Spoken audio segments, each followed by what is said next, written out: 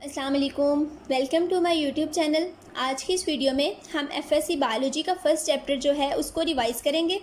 इसको हम जल्दी कवर करेंगे क्योंकि ये आप सबने पहले पढ़ा हुआ है और बेसिक इसका मकसद सिर्फ ये है कि हम इसको पीपीएससी की तैयारी के लिए रिवाइज़ कर सकें। बायोलॉजी जो है वो ग्रीक वर्ड है। बायो का मतलब होता है लाइफ, जबकि लगोस का मतलब होता है स्टडी। अब बायोलॉजिस्ट क्या करते हैं कि वो लिविंग नेचर जो है ना इन्वायरमेंट की, उसके साथ डील करते हैं और इसके साथ साथ सारे नॉन लिविंग कंपोनेंट्स जो लिविंग थिंग्स को इफ़ेक्ट कर रहे होते हैं उनके साथ डील करते हैं। अब हमने कहा बायोलॉजी लाइफ की स्टडी है, तो लाइफ जो है वो क्या है? लाइफ एक्चुअली स्पेसिफिक करैक्टर्स हैं जो नॉन लिविंग को सेपरेट करते हैं लिविंग थिंग्स से। अब क्या है वो स्पेसिफिक करैक्टर्स, कौन कौन से हैं? आपको वैसे पता होंगे, लेकिन एक दफ़ा रिवीजन कर लेते हैं कि रिप्रोडक्शन है, ग्रोथ है, मेटाबॉलिज्म, यूनिसेलुलर हो सकते हैं ऐसे ऑर्गेनिज्म जो लिविंग हो नेचर में, मल्टी सेलुलर हैं, जेनेटिक प्रोग्राम होता है, इनमें मालिक्यूल से बने होते हैं, इंटरनल इन्वायरमेंट को कांस्टेंट रखने की कोशिश करते हैं और चेंज को रिस्पॉन्ड करते हैं। उसके बाद बायोलॉजी की ब्रांचेस देख लेते हैं। मालिकुलर बायोलॉजी है, सेल की स्टडी मालिकुलर लेवल पे, इन्वायरमेंटल है, इकोलॉजी है, एम्ब्रियोलॉजी क्या होता है, एम्ब्रियो की स्टडी है, फिजियोलॉजी है, फंक्शंस की स्टडी, पैलियोनिटोलॉजी, फोसल्स की स्टडी होती है, एवोल्यूशन क्या है कि हम इंसेस्ट्रल लिंक ढूंढते हैं, इंसेस्ट्रल हिस्ट्री की स्टडी है, जेनेटिक्स क्या है कि हेरिडिटी इंफॉर्मेशन ट्रांसफ़र कैसे होती हैं, जू जियोग्राफी क्या है कि एनिमल्स जो हैं उनकी लोकेशन बेसिकली क्या होती है, कहाँ कहाँ पे प्रेजेंट हैं, कौन कौन से रीजन्स में, पैरासाइटोलॉजी क्या है, पैरासाइट्स की स्टडी, पैरासाइट्स क्या होते हैं जो लाइफ साइकिल और न्यूट्रिशन के लिए किसी और पे डिपेंडेंट होते हैं, होस्ट सेल पे। माइक्रोबायोलॉजी क्या होती है, माइक्रो ऑर्गेनिजम्स की स्टडी को कहते हैं। नेक्स्ट बायो एलिमेंट्स हैं। नेचुरली अकरिंग 92 बायो एलिमेंट्स होते हैं, ठीक है, नेचुरली अकरिंग 92 केमिकल एलिमेंट्स हैं, जिनमें से 16 जो हैं बायो एलिमेंट्स हैं। ह्यूमन में जो है वो 6 मेजर बायो एलिमेंट्स 99% मास जो है ह्यूमन का वो बनाते हैं। उसमें ऑक्सीजन 67% है, कार्बन 18% है, हाइड्रोजन 10% है, नाइट्रोजन 3%, कार्बन 2%, कैल्शियम 2% और फास्फोरस जो है वो 1% है। उसके अलावा जो बाकी बायो एलिमेंट्स हैं वो potassium, sulphur, chlorine, sodium, magnesium है, आयरन है, copper, manganese, zinc and iodine. अब जो लास्ट 4 है ना वो तो ट्रेसेस की फॉर्म में होते हैं, जबकि फर्स्ट जो है PSCS यानी कि potassium 0.35%, sulphur 0.25%, chlorine 0.15%, sodium 0.15%, Mi क्या है, मैग्नीशियम और आयरन 0.05%, 0.04%, कॉपर, मैंगनीज और zinc iodine, PSCS, Mi, Cm, Zi। उसके बाद नेक्स्ट है लेवल्स बायोलॉजिकल ऑर्गेनाइजेशन के।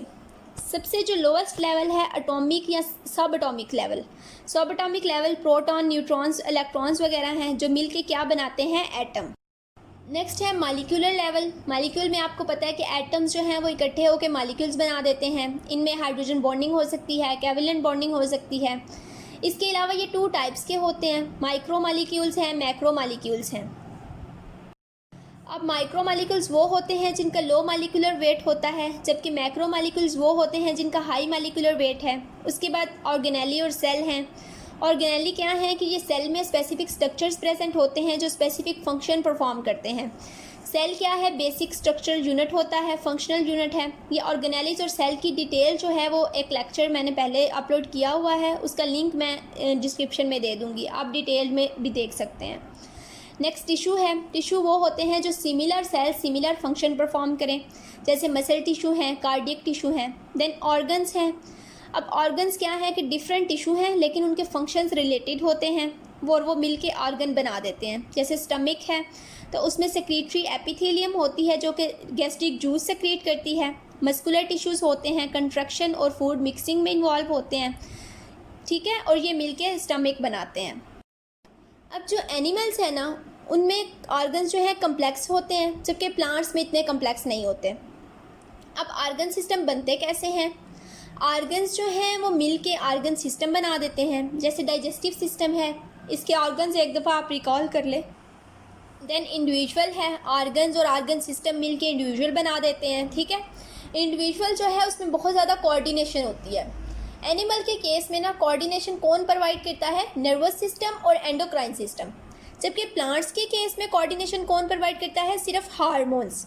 और ये क्वेश्चन आया था लास्ट टाइम 2017 का जो पीपीएससी का एग्ज़ाम था कि सबसे कम्प्लेक्स लेवल कौन सा है ऑर्गेनाइजेशन का? तो ऑर्गेनिज्मिक लेवल या इंडिविजुअल लेवल जो है वो सबसे कम्प्लेक्स है। नेक्स्ट अब पॉपुलेशन क्या होता है कि सिमिलर स्पीशीज़ जो है ना ऐसे इंडिविजुअल्स होते हैं जो इंटरब्रेड कर सकते हैं आपस में। पॉपुलेशन क्या होता है? Group of similar species living together at the same place and the same time.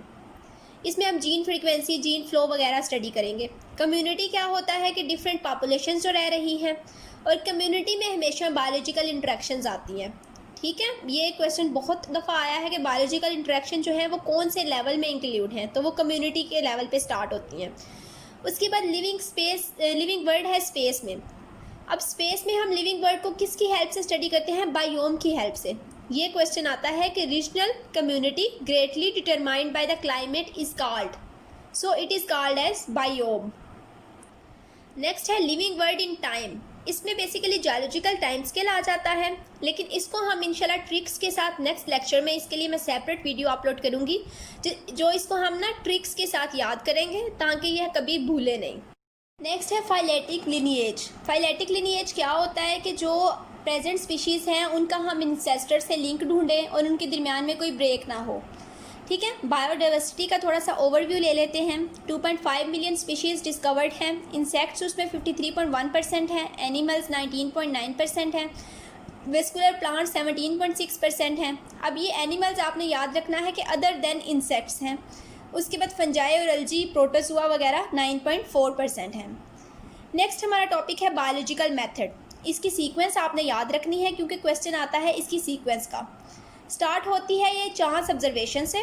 Observation आपको पता है 5 सेंसेस की हेल्प से होती है, टच, स्मेल, टेस्ट, सेंस। उसके बाद नेक्स्ट क्या है? हेयर आ जाते हैं इसमें। उसके बाद क्वांटिटेटिव और क्वालिटेटिव 2 तरह की हो सकती है। अच्छा, अब जो क्वांटिटेटिव है ना वो यहाँ पे बाय मिस्टेक मेजरेबल और नंबरिंग जो है वो क्वालिटेटिव के साथ लिखती गई है, जबकि क्वालिटेटिव जो है ना वो सिर्फ एक क्वालिटी बताती है। क्वांटिटेटिव जो है वो मेजरेबल होती है और ज़्यादा क्वांटिटेटिव एक्यूरेट है। देन हाइपोथेसिस है जो कि ऑब्जर्वेशन की बेस पे बनता है। हाइपोथेसिस बेसिकली क्या होता है? ऑर्गेनाइज्ड ऑब्जर्वेशन है।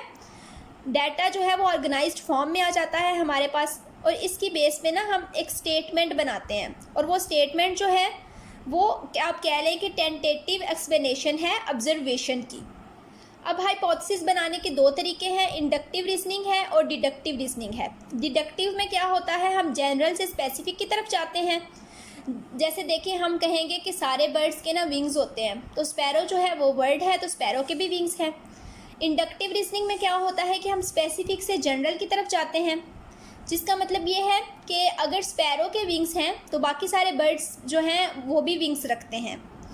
उसके बाद इसके अलावा हम इमेजिनेशंस पे भी बना सकते हैं, एस्थेटिक प्रेफरेंस पे, रिलीजियस आइडियाज़ की बेस पे कंपेयर करके।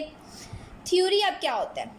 एक हाइपोथेसिस जब उसको हम बार बार टेस्ट करें, अगेन एंड अगेन टेस्ट करें और वो गलत साबित ना हो तो उसको हम जनरली एक्सेप्ट कर लेते हैं और वो एक थ्योरी बन जाती है।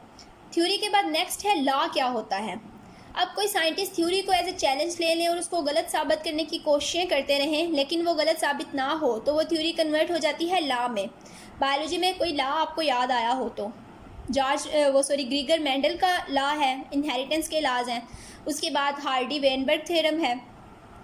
नेक्स्ट, बायोलॉजी की सर्विसेज क्या है मैनकाइंड के लिए? ये आपको पता है, प्लांट प्रोडक्शन इंक्रीज़ है, ब्रीडिंग हम उसमें यूज़ करते हैं, प्लांट ब्रीडिंग करते हैं, एनिमल ब्रीडिंग करते हैं, टिश्यू कल्चर टेक्निक्स हैं, पेस्टिसाइड्स यूज़ करते हैं। बायोलॉजिकल कंट्रोल में मतलब हम जो पेस्ट्स हैं उनको हम लिविंग ऑर्गेनिज्म यूज़ करके किल करते हैं। बायो पेस्टिसाइड्स में बैक्टीरिया वगैरह यूज़ करते हैं। इंटीग्रेटेड डिजीज़ मैनेजमेंट में हम डिजीज़ के को ओवरकम करने के जितने भी मेथड्स होते हैं, ट्रीट करने के जितने भी मेथड्स होते हैं, उन सबको कलेक्टिवली यूज़ करते हैं। हाइड्रोपोनिक कल्चर टेक्निक है, उसमें हम वाटर में प्लांट्स जो हैं उगाते हैं और उस वाटर में हम न्यूट्रिएंट्स ऐड करते रहते हैं। पास्चराइजेशन है, यानी प्रिजर्वेशन की तकनीक है जो लुइस पास्चर ने डेवलप की थी। उसके बाद डिज़ीज़ हम कितने वेज से कंट्रोल कर सकते हैं। प्रिवेंटिव मेजर्स हैं, यानी हमें प्रिवेंशन पता चल जाए और हम वो काम ना करें, जैसे एड्स के लिए प्रिवेंशन हमें मालूम है। नेक्स्ट वैक्सीनेशन है। वैक्सीनेशन ये है कि हम किसी डिज़ीज़ की पहले ही वैक्सीन उसको लगा दें ताकि वो डिज़ीज़ हो ही ना। वैक्सीनेशन डिस्कवर किसने की थी? एडवर्ड जेनर ने 1796 में, और कोपाक्स पे स्टडी करते हुए। ये एमसीक्यूज़ पॉइंट ऑफ व्यू से इंपॉर्टेंट है। ड्रग ट्रीटमेंट और जीन थेरापी क्या होता है कि हम एंटीबायोटिक्स यूज़ करते हैं बैक्टीरिया के गिर्द। कैंसर के लिए 2 मेथड्स हैं, रेडियोथेरापी, कीमोथेरापी। कीमोथेरापी जो है वो नॉर्मल सेल्स को भी किल कर देती है। जीन थेरापी एक न्यू मेथड है जिसमें हम हेल्दी जीन लेते हैं और उसको ऐसे इंडिविजुअल में इंसर्ट करते हैं जिसकी जीन्स जो हैं वो मतलब उसके जीन को हम रिप्लेस कर देते हैं, जिसकी जीन्स जो हैं वो ठीक काम ना कर रही हों। नेक्स्ट क्लोनिंग है। क्लोनिंग में हम क्या करते हैं? आइडेंटिकल सेल की कॉपीज़ तैयार करते हैं एसेक्सुअली रिप्रोडक्शन से, लेकिन ये नेचुरली नहीं होती। प्रोसीजर क्या है? इसके प्रोसीजर से एमसीक्यूज़ आते हैं, ये आपने अच्छी तरह से सुनना है। न्यूक्लियस हम लेते हैं फर्टिलाइज एग से, और उसकी जगह हम ऐसा न्यूक्लियस डालते हैं जो कि एक फुली डेवलप्ड इंडिविजुअल से हो। अब जाइगोट बनता है, उसकी डेवलपमेंट होती है वॉर्म में और कंप्लीट हो जाती है डेवलपमेंट, तो जो न्यू इंडिविजुअल होता है वो बिल्कुल उस जैसा होगा जिसका हमने न्यूक्लियस लिया था फर्टिलाइज एग से। हम एक और मेथड से क्या करते हैं कि सिंगल एग या एम्ब्रियो को डिवाइड कर देते हैं, उससे भी हमारे पास जो आइडेंटिकल इंडिविजुअल्स हैं वो प्रोड्यूस होते हैं, लेकिन इसमें जो क्रोमोसोम्स हैं वो दोनों पेरेंट्स से होंगे, जबकि जो फर्स्ट मेथड था उसमें सिर्फ एक पेरेंट के इन्वॉल्व थे। उसके बाद at the end protection and conservation of environment है। वो आपको पता है सिंपल सी चीज़ें हैं कि हम बायो रेमिडेशन यूज़ करते हैं, यानी कि लिविंग ऑर्गेनिज्म यूज़ करके पोल्यूशन वगैरह को ख़त्म कर रहे हैं। उसके बाद एंडेंजर्ड स्पीशीज़ को कंजर्व कर रहे हैं, यानी जो एक्सटिंक्शन के नज़दीक हैं। तो ये था हमारा फर्स्ट चैप्टर। इसके एमसीक्यूज़ मैं अपलोड कर दूँगी, लेकिन वो आपने तब सॉल्व करने हैं जब भी आप लेक्चर कंप्लीट सुन लेंगे। So stay connected and thank you very much.